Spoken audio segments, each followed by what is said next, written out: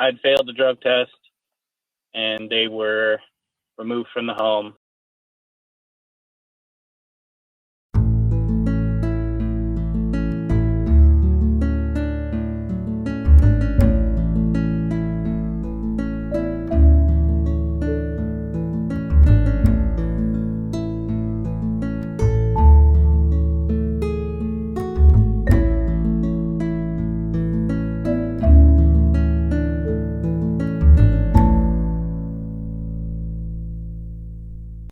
This is The Secret, How to Fight CPS and Win.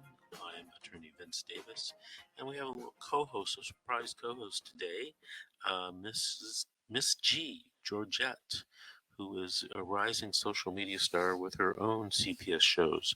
How are you, Georgette? Hi, Mr. Davis. Georgette, we're going to take another call now. We're going to talk to Dakota from Ohio. Dakota, did you have a story to tell or a question to ask? I wonder if we've lost Dakota. Dakota? Can you hear me? I can. We're on live radio. Is this Dakota? Okay. Yes, this is Dakota. Did you have a I'm here with Nancy, the mother of my children. Okay, well, I can only talk to one of you. And did you have a story to tell or a question to ask? Story to tell. Go ahead.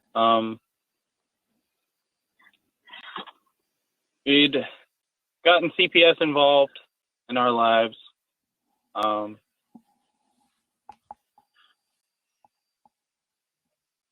failed the drug test, and they were removed from the home, placed with family friends. Then there had been evidence that they were abusing them, so they were removed from them and placed into foster care. This is about our 4th month with CPS.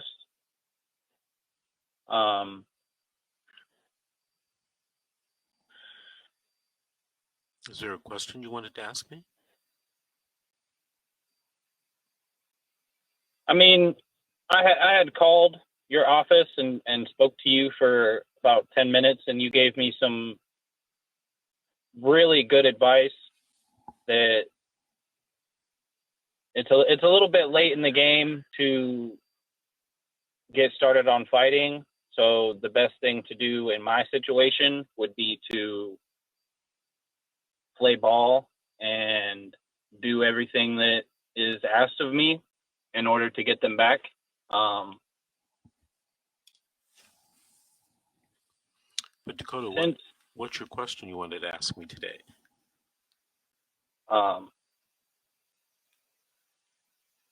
Are you nervous being on the radio? A little nervous. Do you want to give us a call back when things calm down a little bit? No, it's all right. I had to realize that I was the only thing that would have been the obstacle in getting the kids back up, because as long as I shape up, they won't ship out, if you catch my meaning. I do, and that's generally the case. A lot of people call me, and a lot of people feel that they've been wrongly accused, and a lot have. But sometimes people call me and say, you know what, there was a problem. I did have this issue.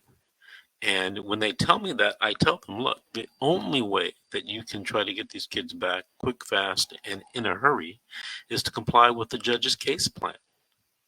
And typically if you're in California and there's a drug issue, it's, go to drug counseling, do your drug testing, take the parenting class, maybe go to individual counseling to deal with the issues on, why, you have this addiction and learn better ways to take care of the child. And it's straightforward. Having a drug issue is, a very difficult thing. I lost a son to drugs. He passed away of an overdose.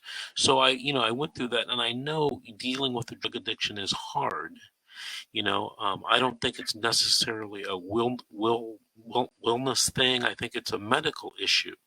And some people are just more susceptible. But having said that, you just the way courts are run now, you're gonna have to deal with that drug issue, or you're gonna lose the child.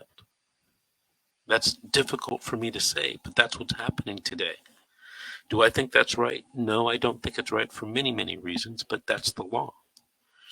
And as far as the law is concerned, I'm just a messenger. I'm not, I didn't make the laws. I understand that. So, it's amazing that, you can say to yourself, hey, I was the hurdle. I'm the hurdle from getting the kids back, and I need to shape up and I need to get my act together. And, you can get your kids back. One of the things that you have to understand is, these judges, they're tasked with something that's very difficult sometimes, and they're tasked with protecting children.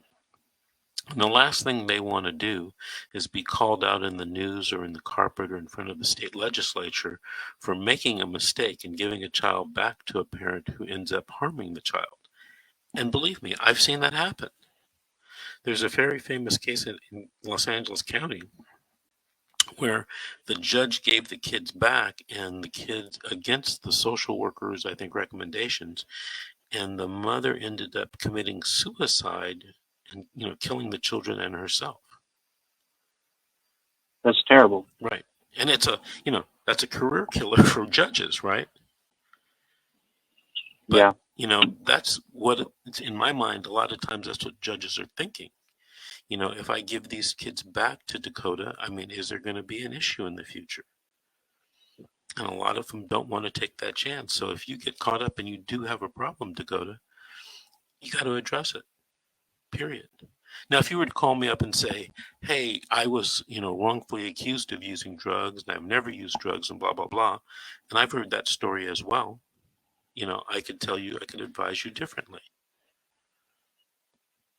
That's not the case with me. Right. It reminds me of a story.